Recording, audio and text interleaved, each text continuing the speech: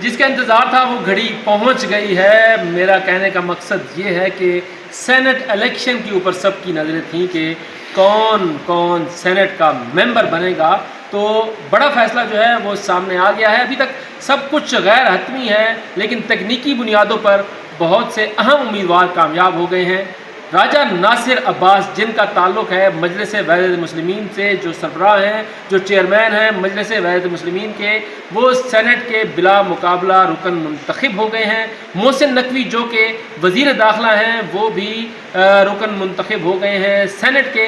احد چیمہ بھی سینیٹر منتخب ہو گئے ہیں، اور اس کے ساتھ ساتھ دیگر ارکان جو ہیں وہ پنجاب سے منتخب ہوں گے۔ 7 ممبران جو ہیں وہ بلا مقابلہ منتخب ہوئے ہیں۔ اس کے ساتھ بلوچستان میں بھی ایک فارمولہ طے پا گیا ہے کہ پیپلز پارٹی اور مسلم لیگ نون کو 3 سینٹ کی نشستیں مل جائیں گی۔ جے یو آئی اور تمام دیگر جماعتوں کو، جے یو آئی کو 2 مل جائیں گی نشستیں، اور دیگر جو قوم پرست جماعتیں ہیں ان کو 1 نشست مل جائے گی، اور اس طرح سے وہاں پر بھی یہ معاملہ حل ہو جائے گا۔ رہ جائے گی بات سندھ کی اور خیبر پختونخوا کی۔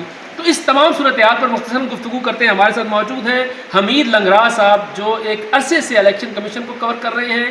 اس وقت سینٹ کی صورتحال کیا ہے؟ کون کون منتخب ہو سکتے ہیں یا ہو چکے ہیں؟ جو یہ غیر حتمی نتائج ہیں، ان کے حتمی ہونے میں کوئی کسر باقی ہے یا نہیں؟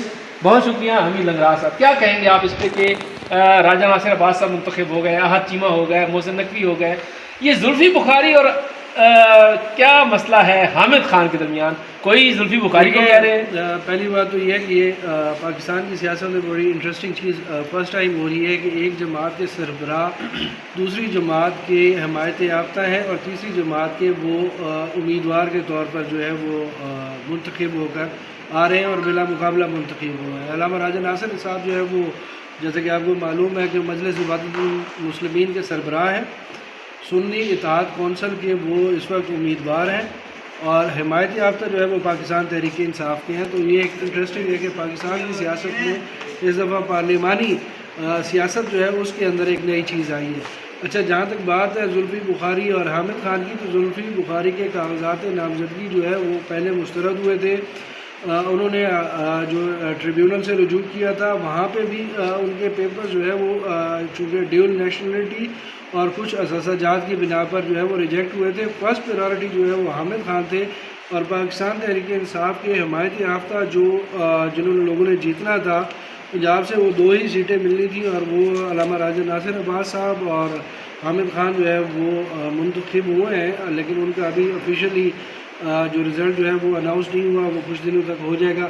خیبر پختونخوا کے اندر جیسے آپ بات کر رہے تھے، وہاں پہ صورتحال بڑی دلچسپ پیدا ہو گئی ہے کہ پاکستان پیپلز پارٹی کے جو زرینہ کارکنان تھے ان کو ہٹایا گیا ہے، صرف اس وجہ سے کہ حال ہی میں جنہوں نے پاکستان پیپلز پارٹی کو جوائن کیا ہے، طلحہ محمود صاحب، ان کو نوازنے کے لیے۔ اور آج جو فریال تارپور کی سربراہی میں ایک اجلاس ہوا تھا، اس میں بہت سارے جو پرانے پاکستان پیپلز پارٹی کے کارکنان تھے، یا درینہ جن کو میں کہتا ہوں، کہ اظہار خان میاں خیل تھے، باقی لوگ تھے، ان سے آج کاغذات نامزدگی جو ہے واپس لیے گئے تھے، اور وہاں پر بھی صورتحال جو ہے وہ بڑی انٹرسٹنگ ہونے جا رہی ہے۔ اگرچہ جو مخصوص نشستوں کے حلف کی وجہ سے ایک معاملہ لٹکا ہوا ہے، وہاں پہ قانونی نقطہ ابھی بھی برقرار ہے، لیکن اس کے آڑ کے باوجود پاکستان پیپلز پارٹی اپنے جو 2 لوگ ہیں وہ بڑے آرام سے کے پی کے اسمبلی سے جو ہے وہ منتخب کرا لے گی۔ بلوچستان میں جیسے آپ نے خود بتایا کہ وہاں پہ فارمولہ جو ہے وہ طے پا گیا۔ اسلام آباد کے اندر مقابلہ ہے، سچ ہوگا نہیں، لیکن اسحاق ڈار چونکہ ایک ہیوی کینڈیڈیٹ ہے، ان کا الیکشن ہونا ہے۔ ان کے مقابلے میں سنی اتحاد کونسل کے جو ہے وہ انصر کیانی صاحب ہیں، وہ بھی پاکستان تحریک انصاف کے ایک پرانے کارکن ہیں، اور ان کو اس دفعہ موقع دیا جا رہا ہے۔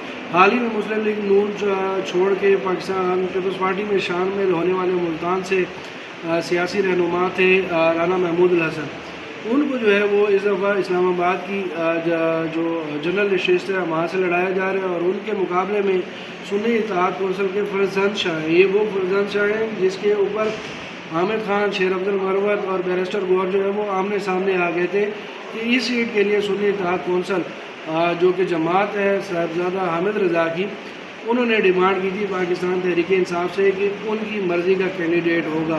انیشلی فرزند شاہ کو جو ہے وہ ٹکٹ نہیں دیا جا رہا تھا، تو اس کے بعد ان کی لڑائی ہوئی آپس میں، اور اس کو پھر عمران خان کے کہنے پہ جو ہے وہ اس سارے ٹمپریچر کو کول ڈاؤن کیا گیا اور ان کو ٹکٹ جاری کیا گیا.